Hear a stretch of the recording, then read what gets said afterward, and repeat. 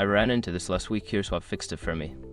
Transferring your eSIM to a new Android device can seem daunting, but it's quite straightforward if you follow these steps. Step 1. Check compatibility.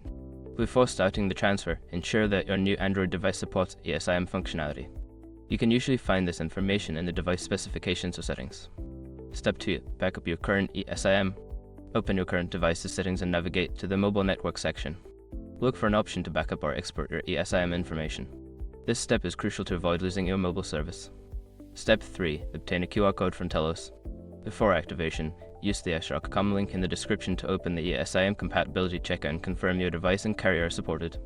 Step 4. Scan the QR code on your new device. On your new Android, go to the settings and find the option to add a mobile plan. Use the camera to scan the QR code you received from Telus. This will initiate the eSIM activation process. Step 5. Confirm activation.